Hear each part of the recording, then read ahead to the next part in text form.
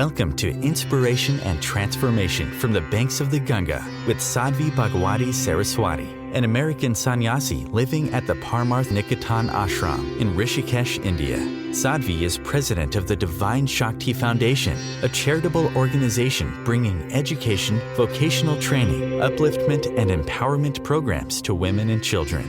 Sadhvi is also Secretary General of the Global Interfaith Wash Alliance and Director of the world-famous International Yoga Festival. Join the musings of an American sannyasi as Sadhvi shares the wisdom and teachings of her guru, His Holiness Pujya Swami Chidanand Saraswatiji.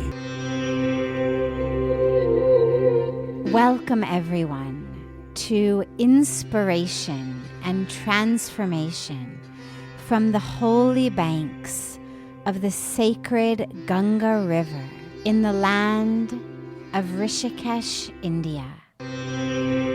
How can I teach myself to listen to Mother Ganga? Is there a way to receive her message? So I was speaking the other night about just sitting on the banks of Ganga and listening to her. Now, when we think about a message from the divine, whether we say a message from God, a message from Ganga, a message from the divine in any way, we've got these really kind of preset ideas of how we think it's going to come. You know, like some shining neon flashing light as you're driving down the freeway and you can't miss it and it's very bright and it's going to shine in all capital letters, very, very easy to read. And they don't always come like that. The messages come in so many different ways. So when we listen, we don't listen only with our ears that speak language, that understand language and words. We listen also with our hearts. We listen with our inner being. Because you could hear that message in so many different ways. I know throughout my life I've gotten so many messages. I hear so much, but it's not always verbal. It's not like I'm walking on the banks of Ganga and she says, "Hey, psst, I've got a secret." It's not like that. It's a knowing that comes from within. Now again, sometimes people hear actual voices. I heard one once when I was walking through this ashram at the very beginning and it said, "You must stay here." But that was the only time that I've ever heard it quite like that in terms of this really external voice speaking to me. The rest of the times, the different messages seem to come in different ways within. Sometimes they come slowly, sometimes it's that in one moment, oh my God, you can see it, understand it clearly. Ganga is the giver of liberation. That's why she's here on earth. The story of Mother Ganga is a story of the goddess who was living in heaven and came onto earth actually to give liberation to the fallen sons, the piles of ashes that were the sons of a king named King Sagar. Long story, but essentially his army worth of sons had managed to insult a great sage while he was meditating. And when the sage opened his eyes, the power in his eyes literally turned all of these young men into ash. Now, in the Hindu tradition, there's a huge emphasis on final rites of a loved one when they die, to make sure that their souls become one with God, that they're not stuck in this, what we call the wheel of samsara, this constant cycle of birth and death and birth and death and birth and death, born out of ignorance and attachment and illusion. So there's this huge emphasis on that. So naturally, King Sagar was bereft, because what are you going to do with all of these ashes that were actually in the underworld? And so he was told, well, if Ganga comes on the earth, and if she flows as a river over the piles of ashes of your sons, they will attain liberation. Even though they died this death by insulting a sage, still, if Ganga flows over them, they will get ultimate liberation.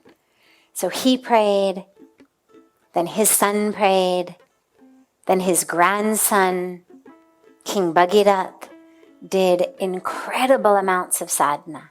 Incredible. And finally, Ganga came on earth. Now, I mention this because Ganga's essence is to free us, to grant us that freedom from ignorance, from attachments. It's not just when you die, your ashes are immersed in Ganga and you attain liberation. It's while you're living. Freedom from that which is keeping you stuck. Freedom from that which makes us feel dead, even though our heart is still beating and we're still in a body. So if you were to say, what's the message of Ganga?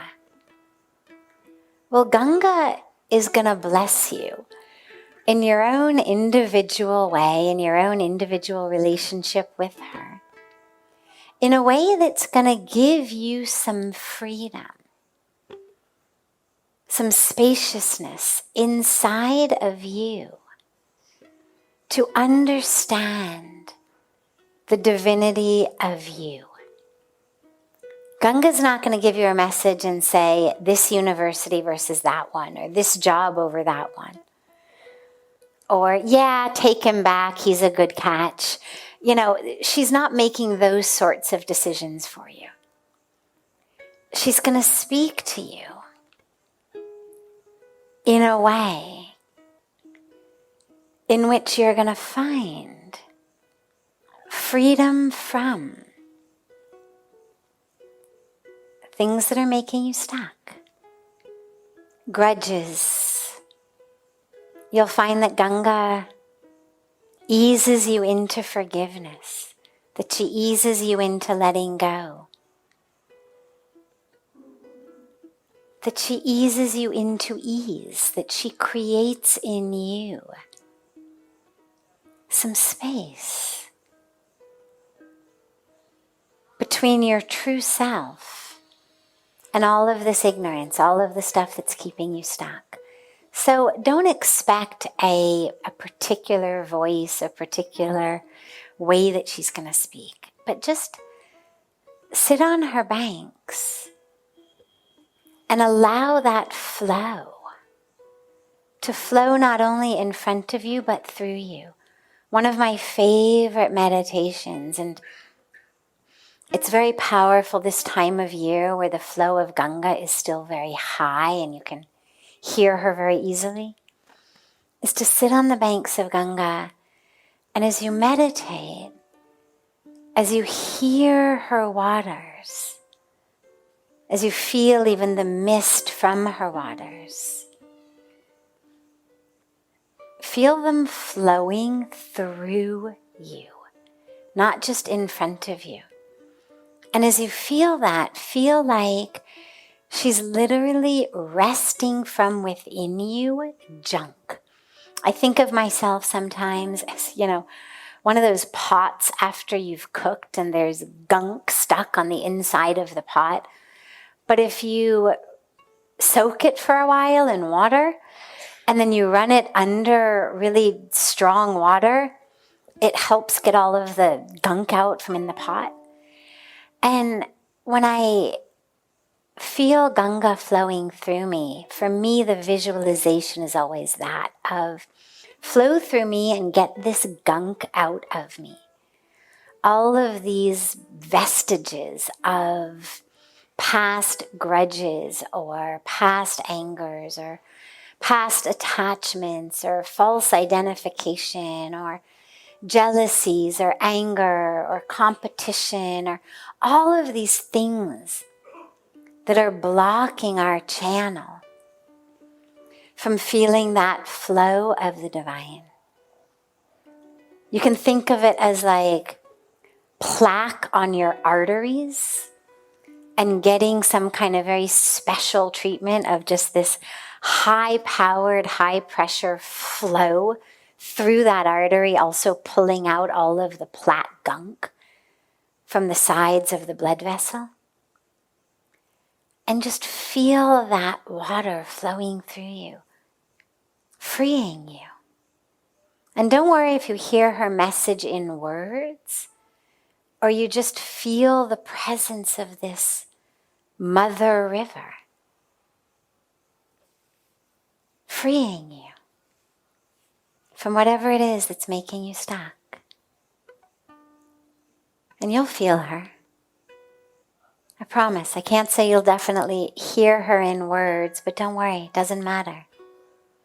Sometimes the mother speaks to us in words. Sometimes mom just pulls us into her lap and holds us. And if you're a child pulled into the lap of the mother, you never think, well, why is she not speaking to me? She is speaking to me. You feel her. You're in the lap of the mother. So just let yourself feel that. And if words arise, beautiful. If they don't arise, also beautiful. Either way. You're listening to OTR-FM, part of the IOM radio network. Being a radio host on IOM FM allows you to build your show on a rich platform with the power of the internet to fulfill your outreach goals and connect with a very specialized and global online audience, unlimited by time and distance. OMTimes Radio will provide you with web relevance, a recognizable conscious brand, and with the standard of excellence that has accompanied every single Circle of Hearts Radio is a sanctuary on the airwaves. Join me, Grandmother Elia, in the circle on Sunday 2 p.m. Eastern as I share information to both enlighten and nourish your soul. Hi, this is Christina Ricci with RAIN. Every 2 minutes, another American is sexually assaulted. If you or someone you know has been sexually assaulted, you are not alone. Help is just a call or click away through the National Sexual Assault Hotline. Please call 1-800-656-HOPE, that's HOPE, or visit rain.org, that's RAINN.org. Brought to you by RAIN and this station. Welcome back to Inspiration and Transformation. I'm so glad to have you all back here with me. How do we take care of our mind? How do we keep our mind fit? By clearing the baggage. By clearing out the junk. We are looking for peace. We're looking for joy. We're looking for that divine experience. But there's so much chaos happening inside of us. That mind is constantly clamoring. It wants more. It wants different. It wants better. So the nature of our being is actually exactly what we want. That peace, that joy, that is our nature, our divine nature. But then we've got this mind playing its games. And so then we go out in search of peace and joy, when really it's all about just removing the nonsense. I'll show you that we'll do a fun participatory experience, and we'll take this as our last question. But so I'm raising my hand. Karen, can you just raise your hand? Okay. Can you all see Karen, see me, see Karen? So we're going to call this the center. There's also an aisle back there. So we'll call this the center. Now, those of you can put it down. Those of you on this side, on my right side, my left side, Karen's right side, you're group 1. Okay? If you're group 1, raise your hand. Great. This side is group 2. If you're group 2, raise your hand. Okay, great. Now,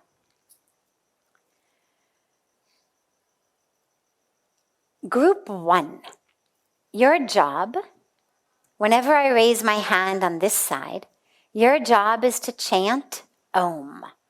Okay, so let's just practice that. Okay. Seriously, that's all you got? Come on. We've got all of you in the back. This side, if you're group 1, we're chanting Om.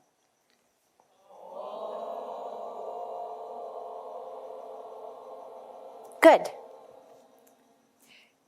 Group 2, your job is to do something that you're not actually going to believe I've told you to do, but I really have, which is to make as much noise, just nonsense noise, what we call ruckus, as you possibly can. And I really mean it. Shout, stamp your feet, clap your hands, whatever it is. But when my hand goes up on this side, and then of course when I bring my hand down, it means stop, is to make as much noise as you possibly can. Okay, 1, 2, 3.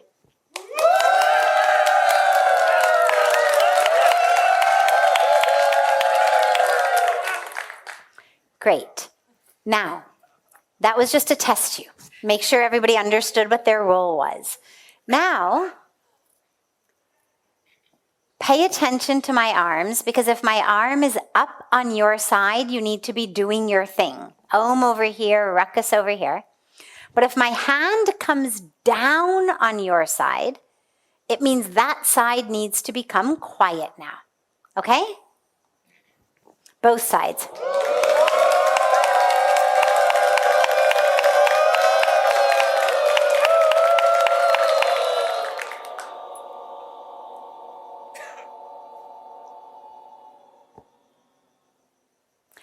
Now, group 1, the Omers. Did you start chanting Om at the beginning, or did you only start when these guys stopped making noise? Beginning, everyone. Could anyone over here hear them? Sounded like they started only when you stopped, right? Yes. We heard that. For sure, you were doing it from the beginning. Yes, exactly. Now, I love this demonstration because this is the state of our mind. This over here is what we're going to call our true self, our true nature. Om is the sound of the universe. We are of the universe. This Om is a symbol. I don't mean just the exact sound of Om, but it is also a symbol of that peace, that divine connection we're looking for, that calmness, that enlightened experience. And it's there. It's always there. The problem is this is also going on simultaneously. And as long as this is going on, we have no ability to access that. But the problem is what most of us do is we've got all this going on, and then we go out in search of Om. How can I find peace? Well, you've got it. You just need to quiet the ruckus. So making our minds fit is all about quieting the ruckus. The Om is there. We just have to get this to calm down. And this over here, this is our ego. This is our desires. This is competition. This is jealousy. This is stories. This is drama.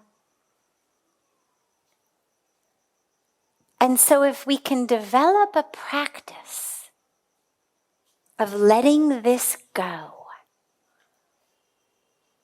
into a yagna ceremony, into the fire, when you perform the fire ceremony, with every handful of what we call ahuti, the seeds and the ghee, the herbs, offer this ruckus, offer the ego, offer the games of the mind, offer what's holding you back. Some grudge you have, some unfulfilled expectation, some competition, some jealousy, some aspect of the ego. Offer it. Offer it into the waters of Mother Ganga. Stand there, hold her water in your hands, and just offer, take my ego. Take my anger. I'm done. I'm ready to be free. Just offer it. And when you meditate,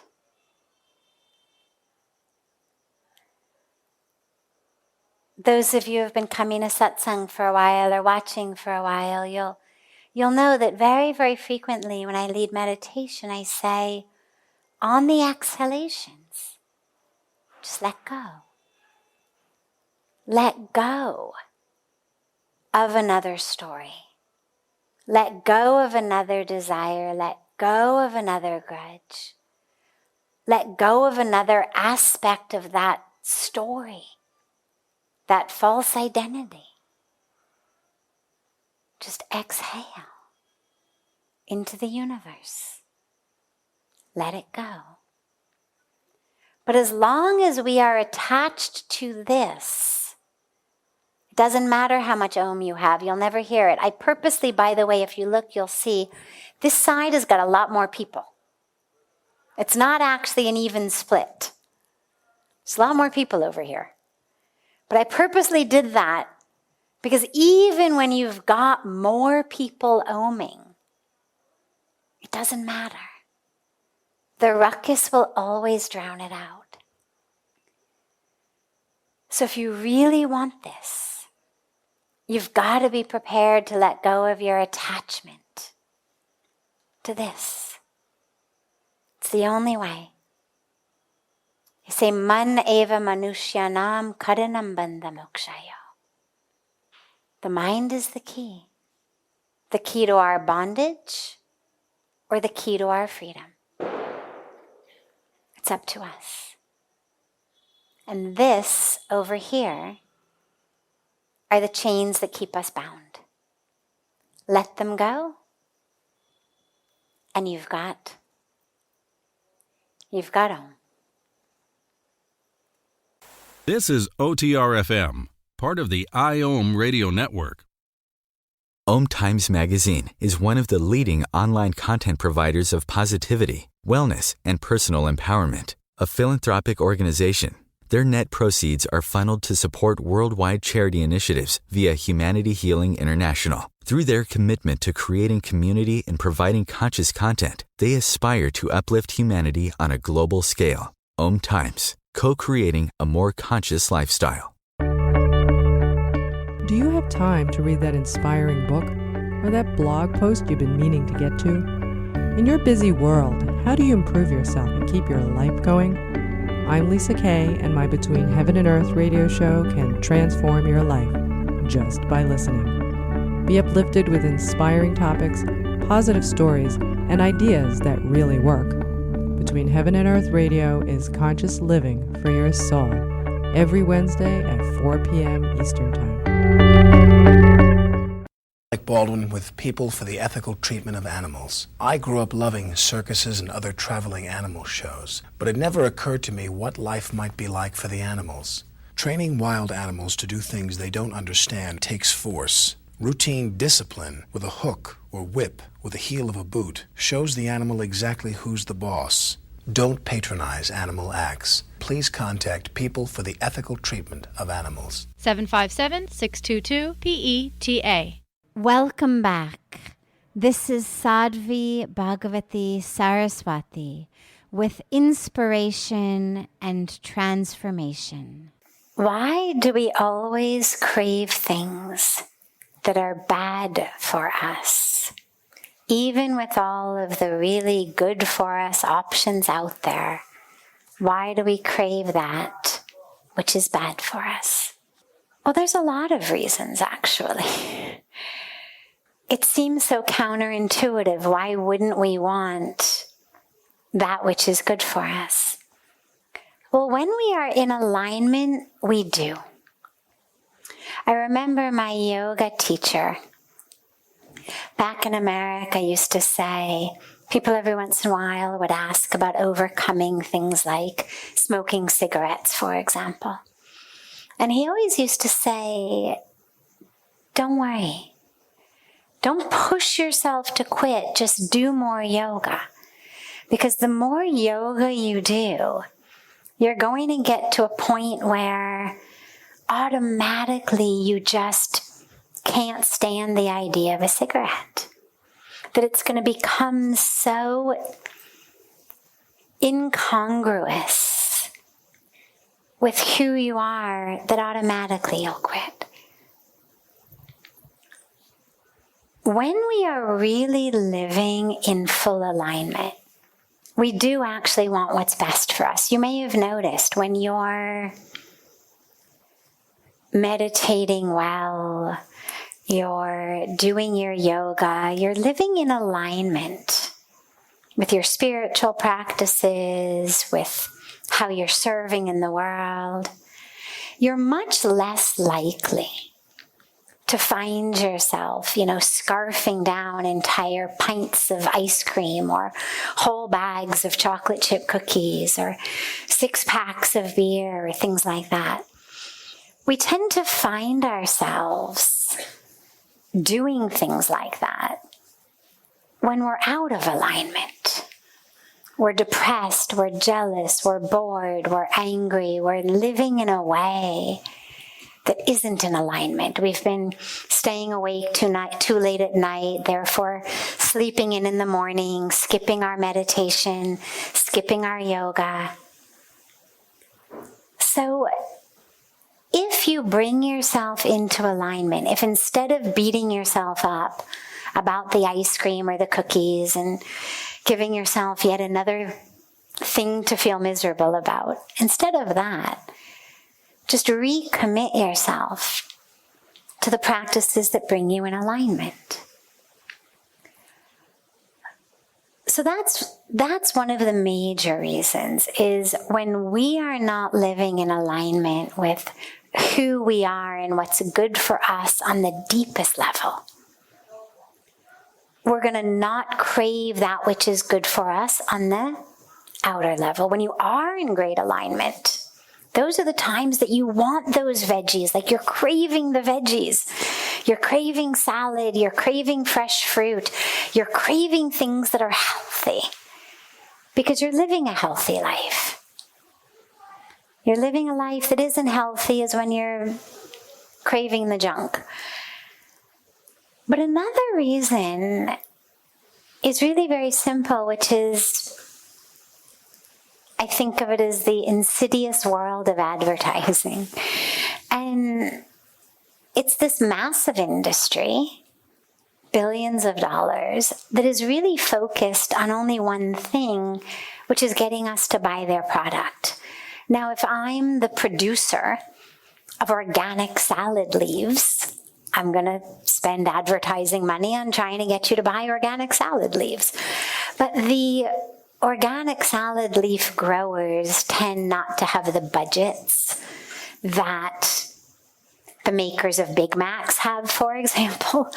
And so what you're going to get is a lot of advertising that associates, and this is really the key, it's not going to advertise and say, eat this thing, you'll feel sick. It's not going to say, eat this, and I promise you're not going to want to get out of bed tomorrow morning. It's not going to advertise it like that. It's going to be an advertisement of a bunch of friends, and they're out together, and they're loving each other's company. They're having a wonderful time. And oh yeah, those are Big Macs on the table. Or it's a happy family. A husband, a wife, some good-looking kids, and everybody's loving each other. They're all getting along, and they're sitting down for Big Macs. Now, what ends up happening is that subconsciously in our minds, when we're feeling lonely, or we're feeling disconnected, we're feeling ungrounded, that unconscious association of, Big Macs are the things that, bring friends together, and they bring families together. And then suddenly you find yourself craving something that has nothing to do with actual food. I mean, you couldn't actually consider that really food anyway, but it doesn't actually have anything to do with what you're feeding your body. And it has everything to do with actually what you're looking for in your life. And this is how everything is sold. Shoes, handbags, mobile phones, food items, cars, whatever we're trying to sell, we sell them through selling happiness. You take car commercials. These are some of my favorite examples. So car commercials tend to be one of two types. Either they're selling you freedom. So it's the convertible and you're driving off into the sunset, not a care in the world. Your hair is blowing in the wind. Beautiful, vast vista.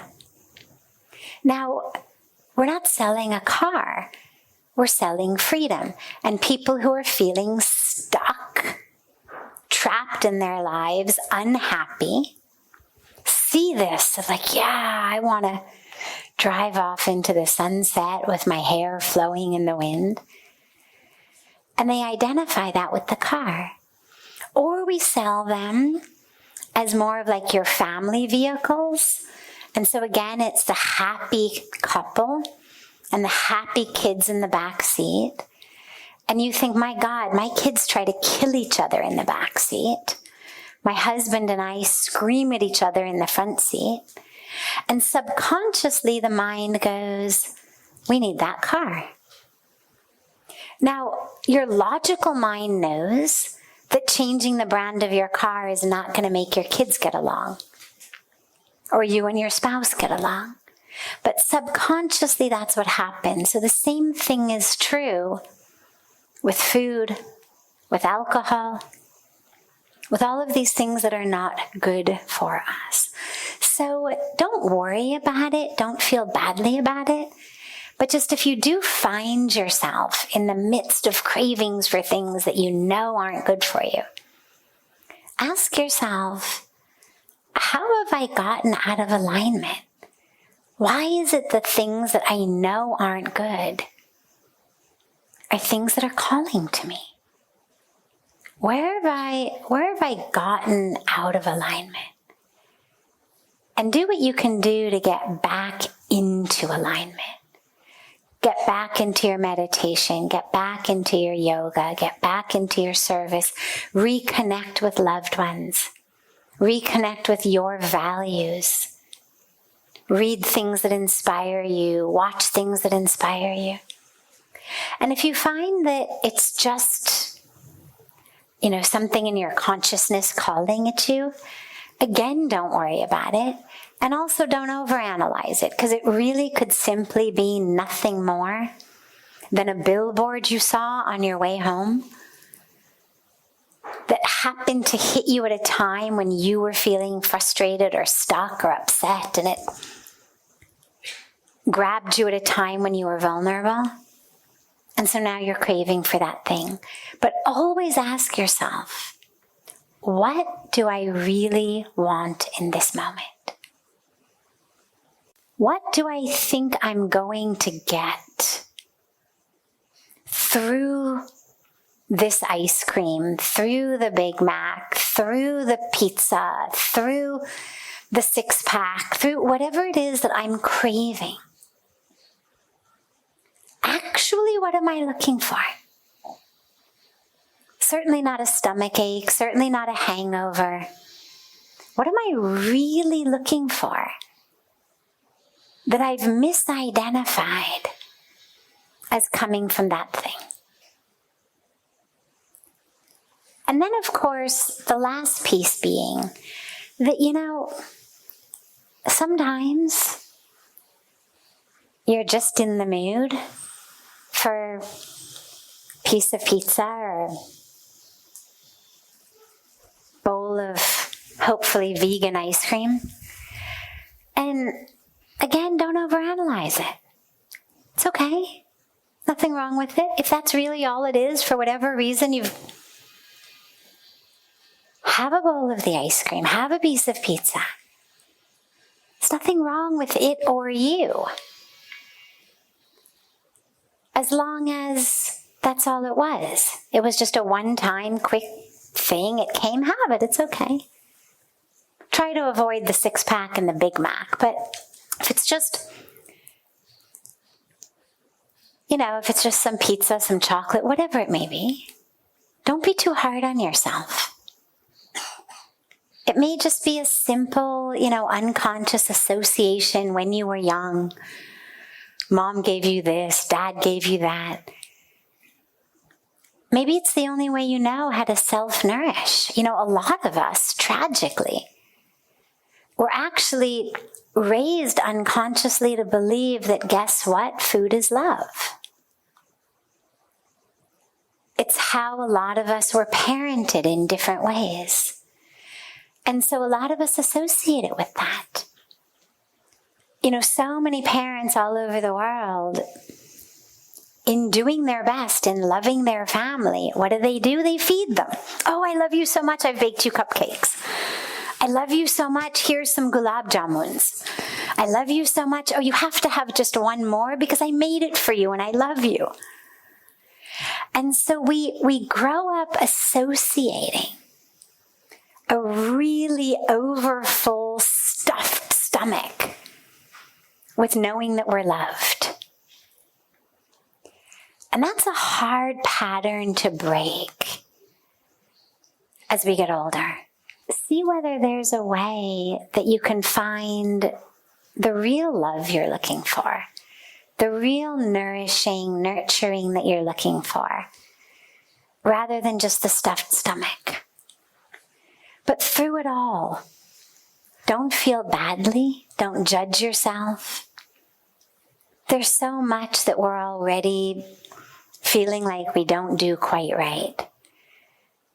And food becomes one of them. So go lightly on yourself, go easily on yourself. Do that which is healthy for you. But what's most important, honestly, and I'm a big payer of attention to food and to what's healthy and to research on what's healthy. And what all of the research shows is that actually more important than what goes in your body is how you feel about it. As big of a fan of green shakes as I am, the truth of the actual research is that in terms of the long-term health benefits on your body, you are much worse off drinking a green shake while you're angry than you are eating a piece of pizza while you're happy. And so if depriving yourself in some way is making you feel angry and deprived and miserable, you're not actually benefiting yourself, even on a physical level.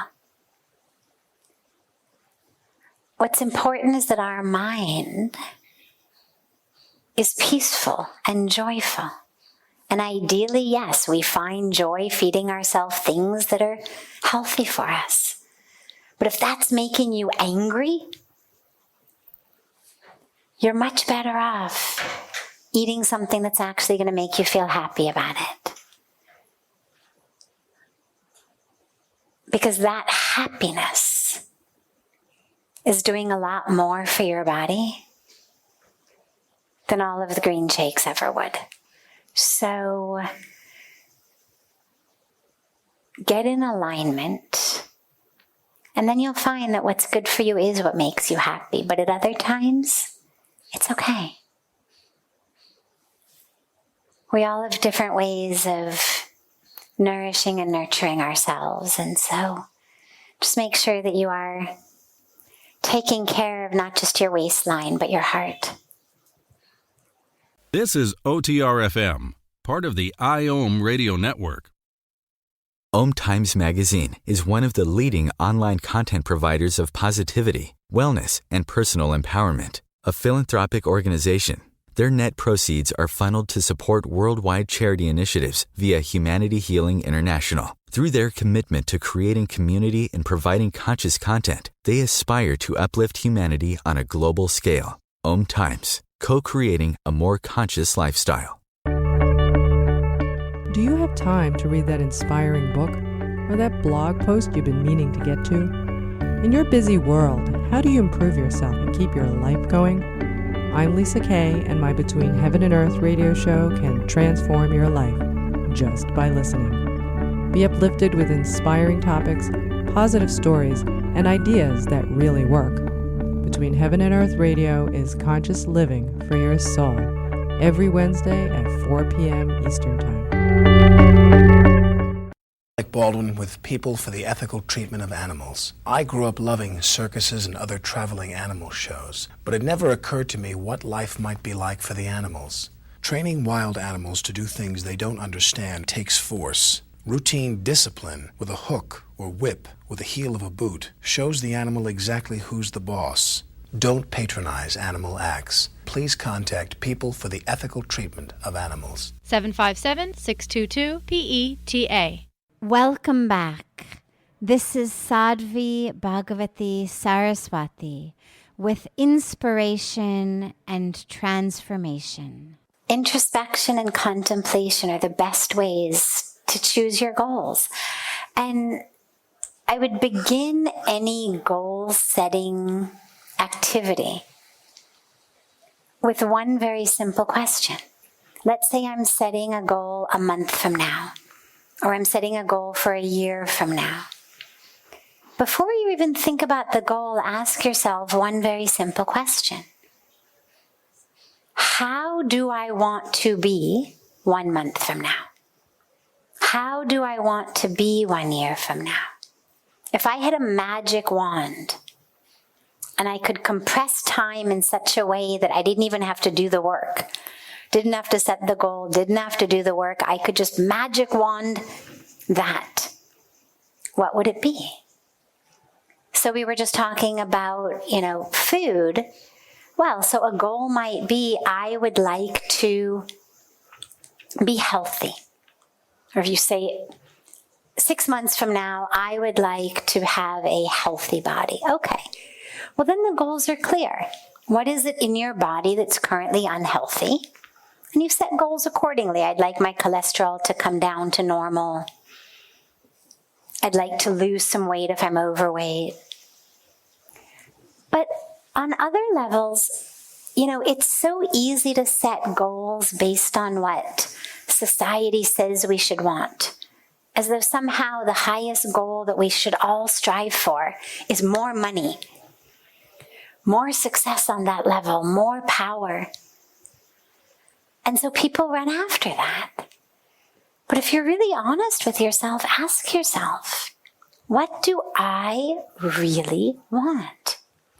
And if you don't know, a good way to check in is to say, well, over all the years of my life, what have been my happiest moments?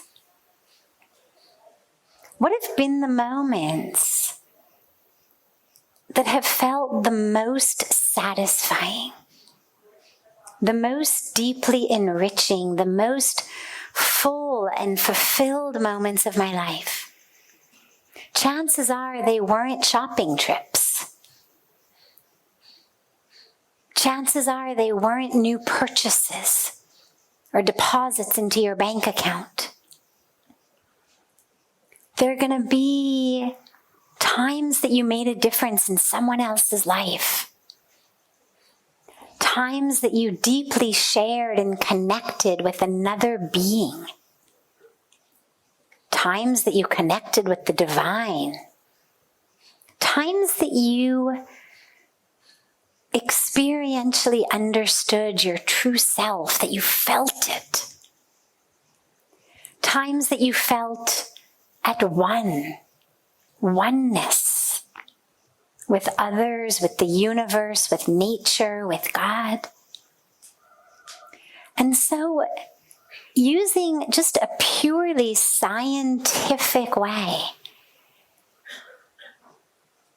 find out from yourself what actually gives me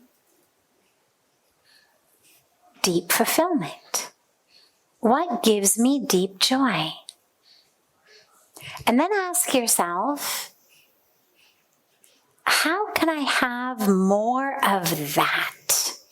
So for example, if you're like most people in the world, you are running after making more money, which means that you are spending lots of long hours in the office. Maybe you've got a long commute also. But when you ask yourself what the most meaningful times of your life are, they're going to be, for example, playing with your kids. And yet, you've made a decision to have a job that's 2 hours away because you make an extra, a few hundred or few $1,000s a month at that job. But now you leave home while the kids are still asleep and you come home after they're asleep. So you've made a decision in alignment with a goal that isn't even in alignment with actually what you want in your life.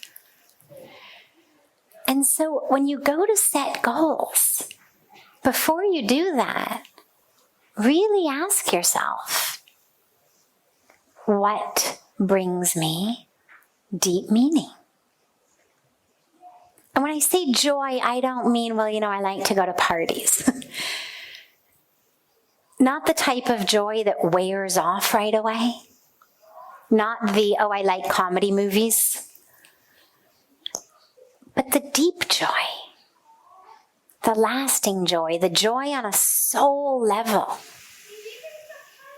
That's not, I was enjoying the movie till my Coke spilled in my lap, now I'm no longer enjoying the movie.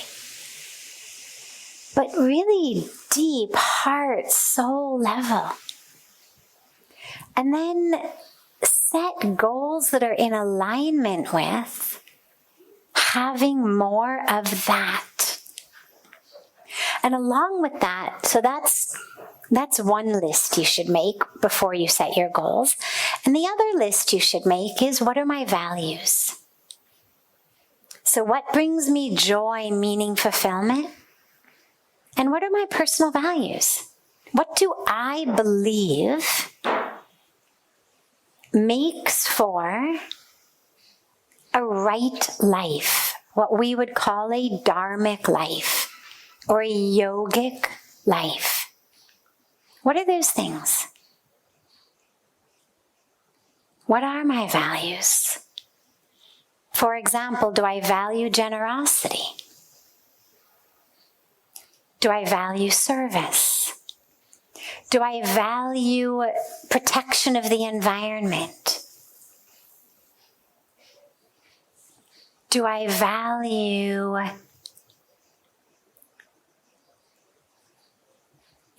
honesty and integrity? I mean, there's so many things we value. But really ask yourself, what are your core values? If somebody said to you, what are the 10 values or 5 values or 7 values, that if you had to align your life along a set of values so that at the end of your life you could look back and say, yeah, I did it. Whether you die tomorrow or 70 years from now, in such a way, what would be those values so that you would look back on your life and say, yeah, I did it. And then you look at those 2 lists. What brings you the greatest joy, the greatest, the deepest meaning, fulfillment? And what are your values? And then set goals accordingly. If generosity, for example, is one of my values and I know that I love service, well, set a goal around that. By 6 months from now, I want to have fed blank number of people. I want to have taught blank number of kids how to read. I want to have planted blank number of trees. I want to have donated blank number of dollars, euros, rupees to charities I believe in. However your way of service may be, set a goal like that. If you value honesty and integrity, then set a goal that says 6 months from now, I want to be sure, or 1 year from now, it may take you a little while, I want to make sure that every aspect of my life, from how I make my money to how I spend my money, is in alignment with honesty, with integrity. That, for example, I'm not buying brands of things that are using slave labor or polluting the environment. I'm going to divest my money from stocks that are polluting the environment or working women and children in sweatshops or whatever they may be doing. I'm going to really become conscious about how I earn and how I spend. If integrity and honesty are core values of mine. So if you make those 2 lists, the goals are going to become really clear. And then, of course, some people I know set personal goals. Then they set relationship goals. They may set family goals. So you may have a personal goal. And then you may have a relationship goal. What is our collective goal for 6 months from now? Spending time with each other was on both of our lists of the things that fill us with the greatest joy. Can we set a goal that 6 months from now, we're going to be spending blank number of hours a day or a week together? Set family goals.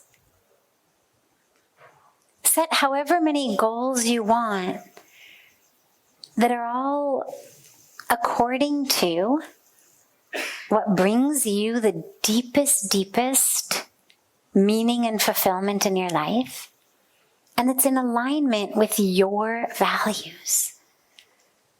So that if, as we say, the Lord of Death, if Lord Yum came to you in the night, you would be sad that, you've got to go, but that at least you'd be able to look back and say, yeah,